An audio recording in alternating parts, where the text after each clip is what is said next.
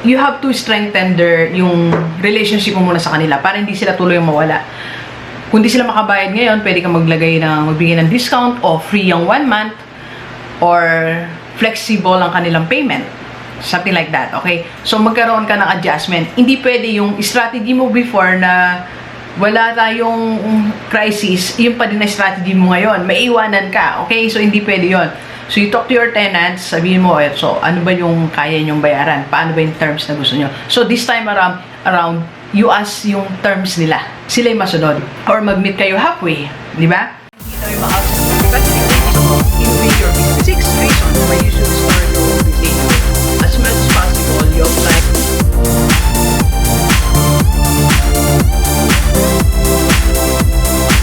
Positive Day, Gidivers. This is Dr. Gigi Sunga from James Project. Magandang umaga sa lahat ng mga Gidivers natin. And sa first time po tayo mapanood sa YouTube channel, thank you very much. Please subscribe, click na po yan, Doc Gigi Sunga. And sa lahat ng gusto mag-code sa atin, online and business consultation. And if you want to advertise your business, message ka lang 0939-525-4311 or sa aking FB page, Dr. Gigi Sunga. Alright, so kumusta na nga ba ang real estate investment?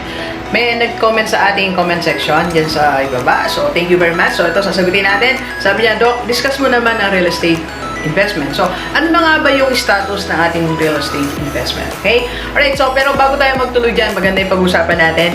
Gusto ko lang muna magpasalamat sa lahat ng mga new subscribers natin. Yan, palakpakan. So, see, this last few weeks, ang bilis po ng pagdami ng ating mga subscribers. So, thank you very much sa inyo na ngayon lang, starting March, April, May, na nag-subscribe sa akin. Ang bilis, ang dami. Maraming salamat po, okay? And another announcement po, please bear with this announcement. Meron pa rin po tayong lockdown promo ng ating dalawang ebook, How to Embrace Transformation and How to Succeed in 33 Ways. And ang aking isang e-course, Biblical Principles on How to Become Rich for only 1,700 pesos. And ang ating online course, How to Rockstar Your Life, open pa rin po, you can enroll. Okay? Alright, so ano ba yung status ngayon ng ating real estate investment? Number 1, so totally, hindi naman siya totally, pero ngayong lockdown, ano muna tayo, parang siyang nagpahinga muna, diba? So, marami muna ngayong, siyempre, hindi muna nag-rent, walang office, walang nagre-rent ng condo, apartment, commercial buildings, wala muna. So, meron man, very minimal, and yung mga tenants natin sa residential, hindi muna nakakabayad, diba? So, yan yung estado ng ating real estate investment. So, sa lahat naman yung mga investment ngayon. So, ano muna siya ngayon? Nakapahinga, kumbaga. And nakita naman natin, even big people, nasa estado muna sila ngayon ng wala muna. And iba, nagpawas ng empleyado, iba nag-ano muna. So, sabihin, nagbawas talaga sila ng employee nila kasi nga, lalo yung mga real estate talaga ang kanilang mga business. Like, napanood ko one of the vlogs ni Grant Cardone. Parang 25% ang kanyang tauhan, ano muna, out muna for the meantime. Kasi nga, you know, sabi niya, yes to take care of what has been left, okay? Doon sa kanyang mga empleyado na natira and yung process ng kanyang real estate investment. So, meaning to say, if you have real estate investment right now, affected talaga ang ating income, okay? So, second status naman yan, ito prediction, okay, ng mga expert natin sa real estate is, for the last quarter ng 2020, medyo unti-unti babangon tayo. So, yun naman ang good news. Lahat naman ng mga investment or businesses, pabangon naman tayo, di ba? Konti na lang.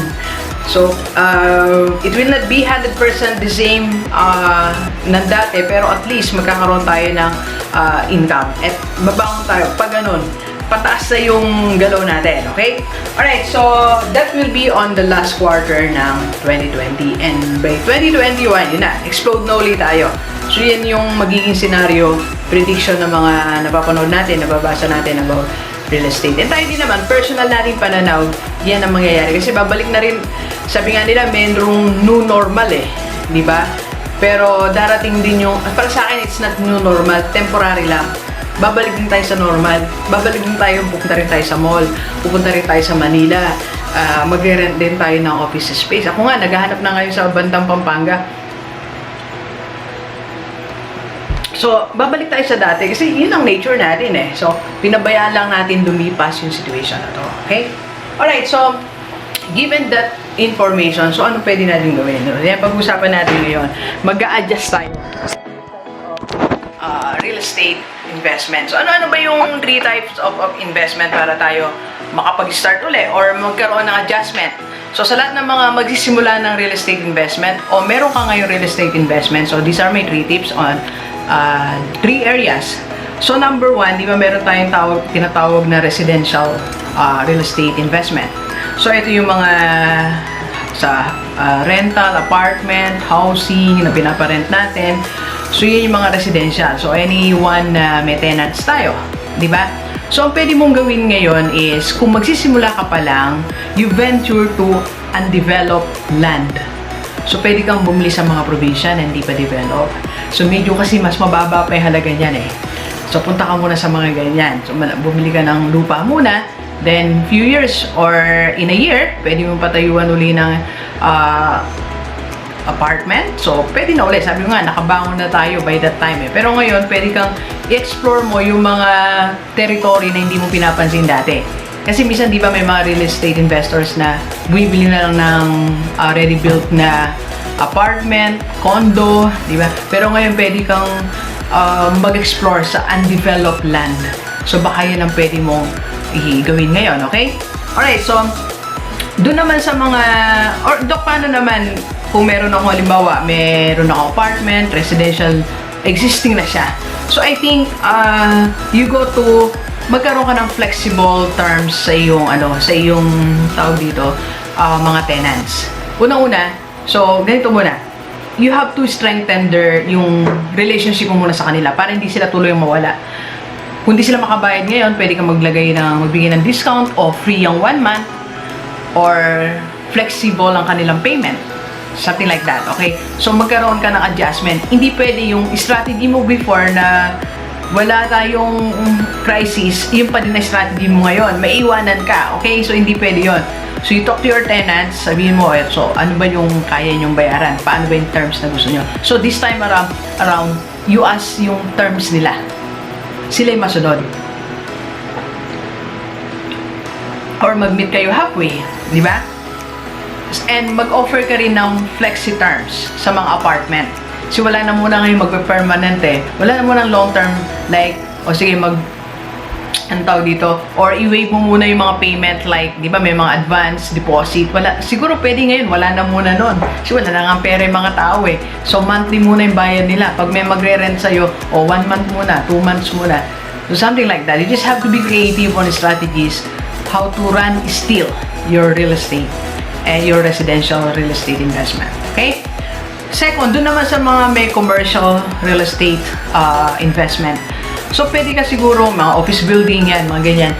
So, pwede siguro na magkaroon ka ng short term muna, hindi muna long term. Di ba, minsan normally mga buildings like, ako nakipag-usap ako dito sa Pampanga, kasi natin plan mag-office. Sa tatlong pinuntahan ko, yung iba 1 year contract, 2 years, yung iba 3 years talaga. So, masyado siyang mabigat para sa isang mag-start ng business. So, mag-short term ka muna. Let's say, 3 months lang muna. Diba? Office space lang naman. Table lang ilalagay. I mean, hindi naman siya mag-pre-reconstruct. So, ang arrangement nyo, sige, maglagay lang muna ng table, chairs. Ganun lang. So, for 3 months, 6 months, pwede na yun. So, sabi nga, be flexible muna ngayon. Okay? Ang maganda, running muna ang yung business. Okay?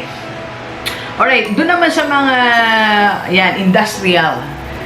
So, may mga tao dito, nagpaparent for companies, something like that. So, pwede mo explore under industrial. Ito, hindi mo pa rin ito na-explore. Farming, okay? So, kung meron ka ngayon na, o bibili ka pa lang ng land, so, bumili ka sa mga probinsya ng farming. Kasi, tinan nyo kung sino sumagip sa atin ngayon. Di ba? Agri, mga farmers, farming business ang sumagip sa atin ngayon. So, ngayon para sabi nila, napansin nyo kami ngayon, di ba? So, punta tayo sa farming business. Like ngayon, alam nyo, yan ang gagawin ko ngayon. Kasi meron akong lupa sa Pampanga. It's 600 square meters. So, napag-isipan ko after ng lockdown, kumuha na ako ng farm manager. So, meron na akong farm manager. Ngayon pa lang, nakaplan na kami. Anong gagawin namin? Mag-aalaga, orchard farming siya. Then, may mga gulay din and poultry siguro. So, ganon. Yun ang plan ko ngayon. So, pwede, you can do the same. bumili ka na ng lote, tapos gawin mo siyang agricultural, so pataniman, or mag-raise ng mga, magkaroon ng poultry, piggery, depende sa place kung saan kayo i-allow. So you go to farming. And marami ka mga options dyan. Pwedeng yung products mo, directly ibenta mo, or may agent ka, or yung products mo naman, i-convert mo into another products kung madami yan. Something like that. Or pwede rin yung space na yan, iparent mo sa mga gustong magtanim muna ng palay, magtanim muna ng ganito. So, for rent. Marami kang pwedeng gawin. Okay? So, delivers, yan yung ating mga strategies sa real estate investment. Hindi siya nawala. Pahinga lang muna. So, ito yung mga strategies na pwede natin gawin for the last quarter of 2020 and sa start ng 2021. Okay? So, hindi nawala si real estate. Ako, I will still go for real estate investment. And ito po, nakaano siya. Pakita ko sa inyo mga delivers. So, ito yung plan natin, no? Build my farm. Ayun, build my farm in Pampanga. So, pupunta talaga tayo doon at isa sa pagtutunan natin kasi ngayon yung ating farm. Okay? Alright, so sa lahat may gustong itanong sa atin, Doc, tulungan mo ako anong gagawin ko sa aking real estate property. Okay, message lang kayo. I can be your coach, I can be your mentor. Okay? Alright, so please share this video sa lahat ng kaibigan natin, kahit OFW o dito sa Pilipinas, para sama-sama tayo mabago at tumula natin buhay. Thank you very much, Delivers. Enjoy the rest of the day. Yeah? Let's go, let's go!